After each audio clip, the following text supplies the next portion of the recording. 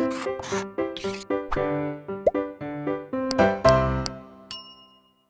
Students, blueprint digital channel में आपका स्वागत है। मेरा नाम अनुज शर्मा है, मैं आपका केमिस्ट्री टीचर। आज हम तापमान का मापन, तापमान को हम कैसे मापते हैं। तो तापमान को मापने के लिए हमारे पास 3 पद्धति होती हैं। तीनों पद्धतियों के बारे में मैं बताने जा रहा हूँ। पहली होती है डिग्री सेल्सियस। तापमान की जो इकाई होती है उसको हम डिग्री सेल्सियस बोलते हैं।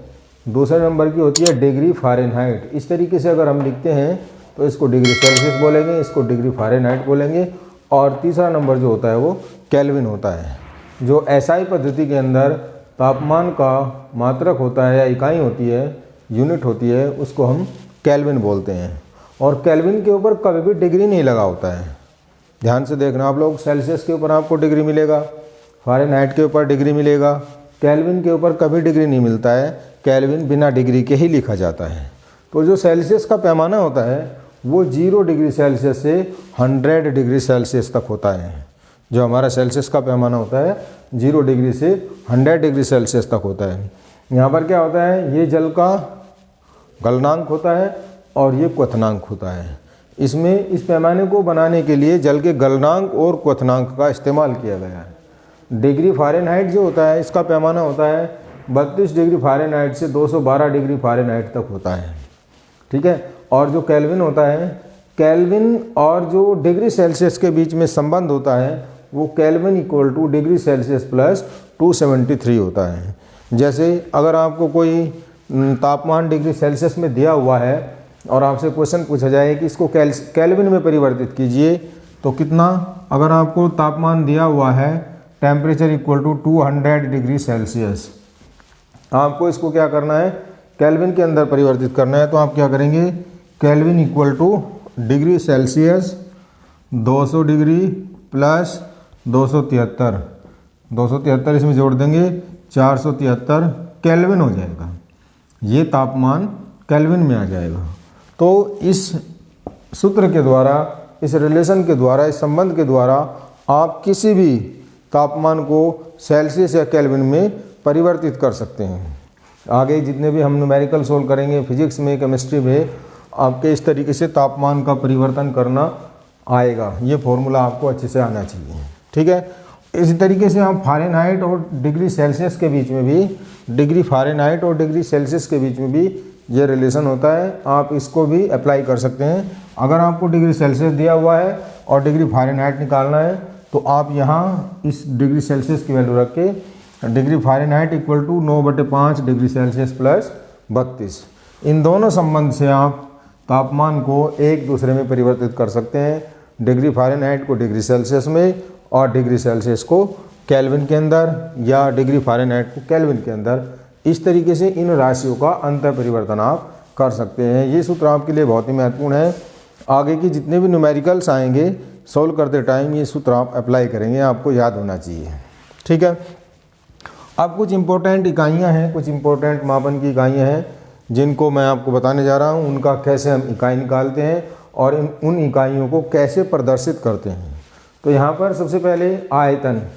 आयतन का सूत्र आपको पता है, लंबाई गुणा चौड़ाई गुणा ऊंचाई। तो तीनों ही क्या होती हैं, दूरी होती हैं। चौड़ाई भी क्या होती है, एक प्रकार की दूरी होती है जैसे लंबाई होती है, और ऊंचाई भी क्या होती है, एक प्रकार की दूरी होती है। जैसे किसी कमरे का आयतन हमें निकालना है तो उसकी लंबाई को माप लेते हैं, उसकी चौड़ाई को माप लेते हैं और उसकी ऊंचाई को माप लेते हैं।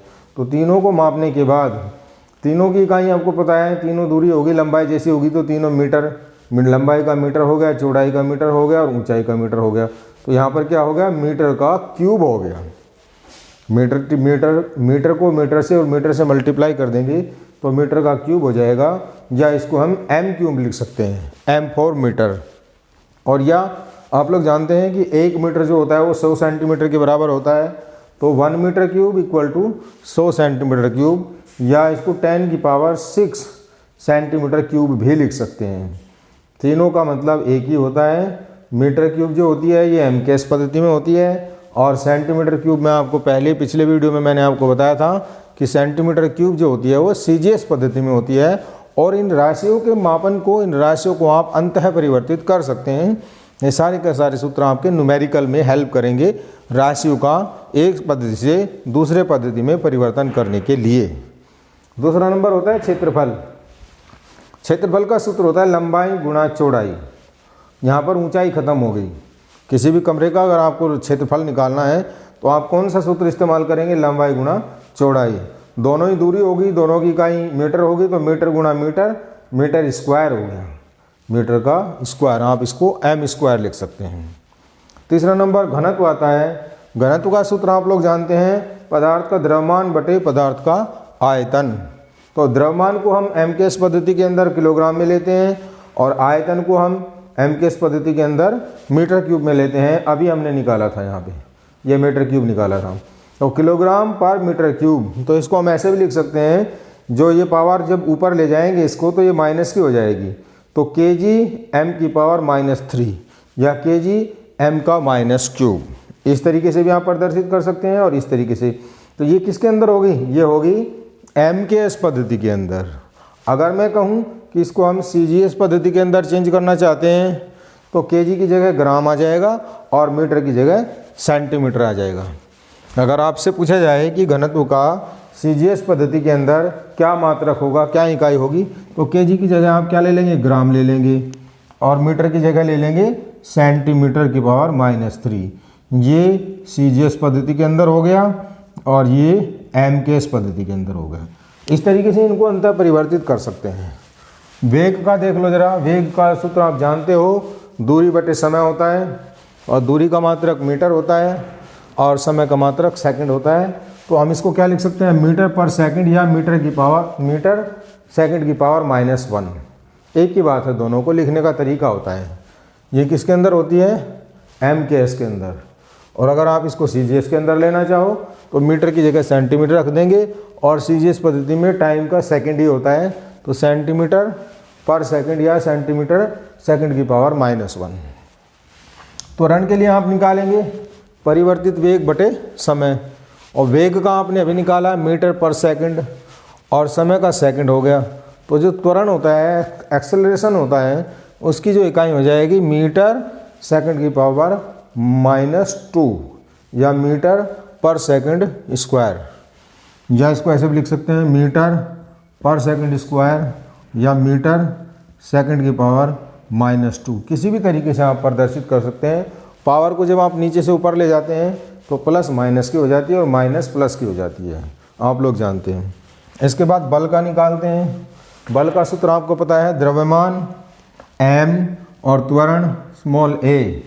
इसको यहाँ पर द्रव्यमान की इकाई रख देंगे, यहाँ पर त्वरण की रख देंगे a की, तो क्या आ जाएगा? किलोग्राम इंटू मीटर पर second square. Kilogram metre second की पावर -2 हो जाएगा या किलोग्राम मीटर पर सेकंड स्क्वायर।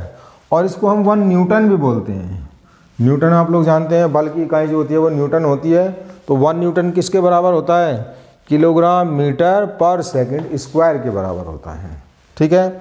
दाब का सूत्र जो होता है आप लोग जानते हैं, बल बटे क्षेत्रफल होता है। तो ये क्या हो जाएगा? बल का अभी हमने निकाल लिया, किलोग्राम मीटर पर सेकंड स्क्वायर, और क्षेत्रफल का मीटर स्क्वायर होगा। जब इसको ऊपर ले जाते हैं तो ये हो जाएगा किलोग्राम पर मीटर पर सेकंड स्क्वायर, या इसको ऐसे भी लिख सकते हैं किलोग्राम मीटर की पावर -1 या सेकंड की पावर -2, कैसे भी बोल सकते हैं। और ये जो होता है ये 1 न्यूटन मीटर के इक्वल होगा।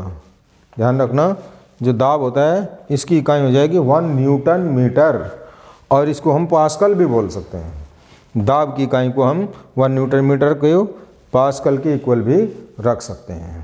स्टूडेंट्स, अगर आपको ये वीडियो हमारी पसंद आई है तो इसको आप अपने दोस्तों के साथ शेयर कीजिए, ज़्यादा से ज़्यादा हमारे चैनल को सब्सक्राइब कीजिए, और अगली वीडियो में हम नया टॉपिक लेके फिर आपसे मिलेंगे। धन्यवाद।